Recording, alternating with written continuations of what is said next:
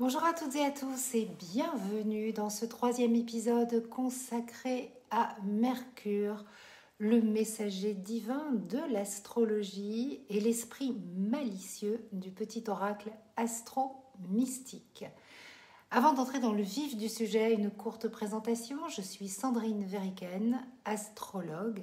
Je suis passionnée d'astrologie depuis que j'ai 14 ans et depuis 11 ans, je partage mes connaissances sur cette chaîne YouTube.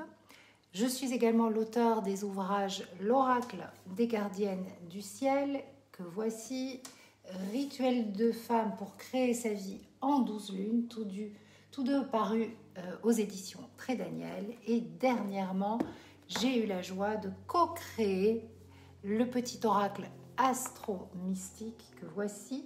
Il est magnifique, n'est-ce pas? Avec la talentueuse et douce Vanessa Campras, qui a su apporter sa touche magique et esthétique à notre oracle qui m'inspire cette série d'épisodes.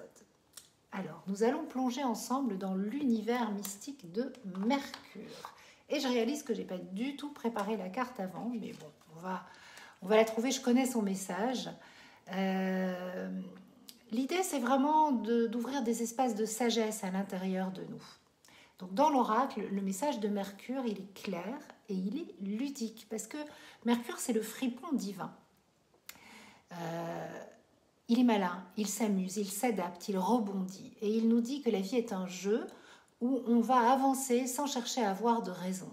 Et le message, c'est « j'active ma malice » et je privilégie le bonheur et la légèreté et la liberté. Et la réponse à la question, elle est simple, c'est « choisis d'en rire ». Et c'est pas mal. Donc pourquoi ce message? Pourquoi j'ai canalisé finalement ce message pour Mercure? Alors, déjà, Mercure, c'est le fripon divin. Et donc, peut-être tout simplement pour qu'on se rappelle de l'importance de la légèreté et du jeu dans nos vies. Mercure, il nous enseigne que l'humour et la flexibilité sont des clés essentielles pour naviguer dans le monde, dans un monde complexe.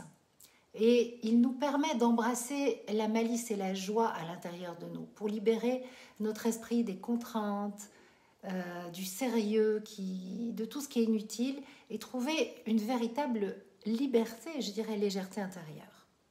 Donc Mercure en astrologie, qui est-il? Eh bien Mercure, c'est le messager divin. C'est avant tout, je dirais, l'éclaireur de ton esprit.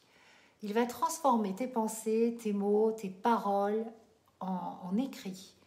Il est un guide intérieur, celui qui te connecte à l'esprit divin, à l'esprit avec un grand E.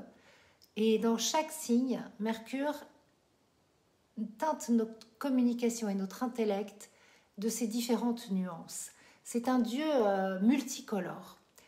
Mercure en bélier, il va donner une pensée rapide, directe, pleine d'énergie, pleine d'initiative. C'est impactant. Alors que Mercure en taureau, c'est un esprit beaucoup plus pratique, patient, qui va valoriser des idées concrètes, la stabilité par contre. Mercure en gémeaux, c'est le maître du jeu. Il est dans son domaine, c'est le maître de l'adaptation, il est curieux, il est vif, il est toujours en quête de nouvelles informations. Et il est dans domicile dans ce signe. Donc forcément, là, Mercure, il s'y sent bien. Et puis Mercure en cancer, c'est une communication plus sensible, nourrie par les émotions, par la mémoire, par l'intuition. C'est un Mercure très imaginatif. Tandis que Mercure en Lion, c'est un esprit très créatif, très expressif, qui valorise la passion, la grandeur dans ses paroles, qui parle de façon emphatique, qui aime la mise en scène et les théâtres. Et Mercure en Vierge, c'est plus Mercure adulte, méthodique, précis. Il est en domicile dans ce signe, en exaltation, et il est à son apogée. Mercure en Balance, c'est l'esprit de diplomatie, de charme, qui cherche l'harmonie, l'équilibre dans la communication, la paix. Et Mercure en Scorpion, c'est la pensée profonde et pénétrante. C'est le Mercure des analystes, des psychanalystes, des psychologues, des personnes qui vont chercher à découvrir des vérités cachées. C'est un Mercure qui pourrait être un détective privé. Alors que Mercure Sagittaire est plus philosophe, amoureux de la liberté, une quête de sens l'anime. Mais Mercure est en chute parce qu'il est pas dans son domicile, il faut qu'il aille voir un peu plus loin en fait.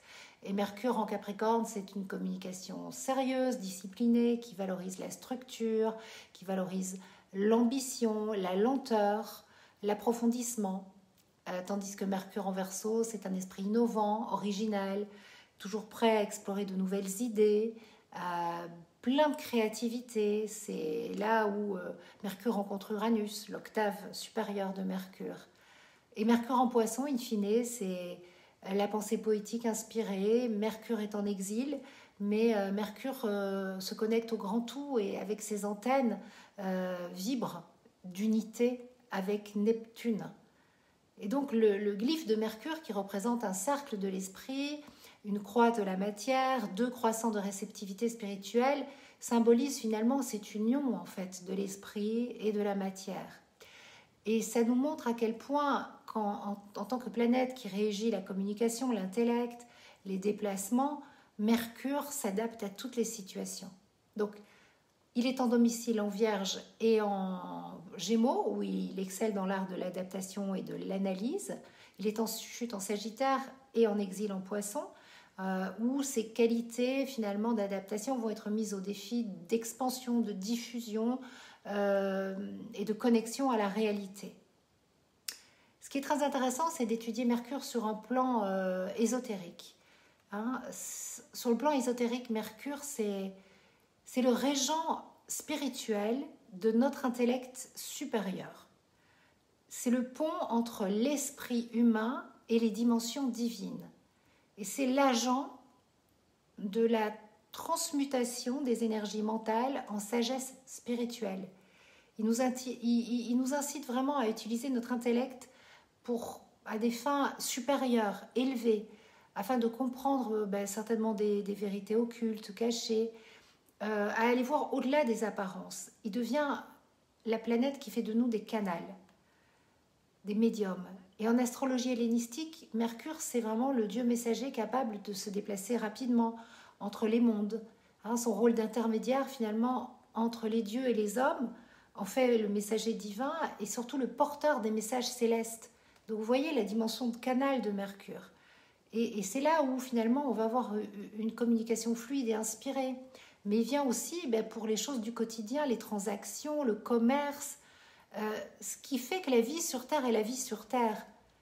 Et il met vraiment en avant tous les aspects pratiques de la vie sur Terre.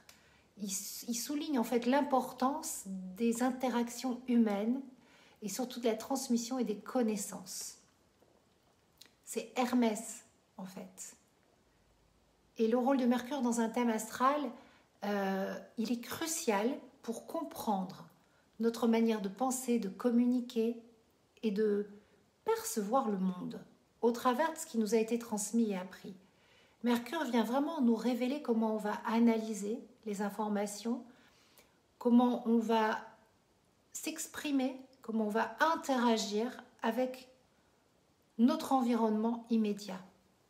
Donc, par sa position en signe et en maison, Mercure nous parle du style de communication qui est la nôtre, de notre curiosité, de notre énergie intellectuelle, de notre talent pour les langues étrangères, par exemple, pour l'éloquence, la communication et pour l'apprentissage. Il influence vraiment nos capacités de raisonnement et de logique. Enfin, il n'influence pas, mais il nous parle de ça.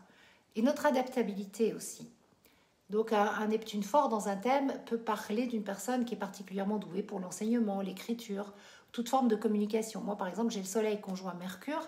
On ne peut pas dire que Mercure, c'est vraiment une planète importante pour moi. Je m'exprime, j'écris, j'ai fait du théâtre, je fais des vidéos. Donc, vraiment, c'est notre dynamique mentale. Donc, pour vous donner, par exemple, quelques exemples, un Mercure en conjonction avec Vénus, eh bien, ça va être une communication douce, charmante, artistique. Les mots vont être empreints de beauté, d'harmonie. Donc on ne peut pas parler que de Mercure en signe en maison, il faut vraiment parler de Mercure dans son dialogue avec les autres planètes. Un Mercure, par exemple, en carré de Mars, c'est une tendance à la dispute, à l'impulsivité sur le plan verbal, mais aussi des échanges qui sont passionnés, conflictuels et passionnés. Puis c'est un grand franc-parler, quoi. C'est les personnes qui n'ont pas, quand elles ont quelque chose à dire, elles le disent. Et Mercure qui va faire un sextile ou un trigone avec Jupiter, c'est des idées larges, philosophiques, un goût pour l'exploration intellectuelle, de l'enthousiasme dans la communication. Mercure en trigone avec Saturne, c'est une pensée qui va se structurer, se discipliner avec des idées concrètes, une capacité d'organisation, quelque chose de... Tout ce qui est dit est bien fondé. Et Mercure, par exemple, s'il s'oppose à Neptune, eh bien, c'est une communication qui va être très intuitive, mais peut-être un peu confuse, où la frontière entre la réalité et l'imagination, même si on peut débattre de ça sur un plan philosophique, eh ben, elle est floue.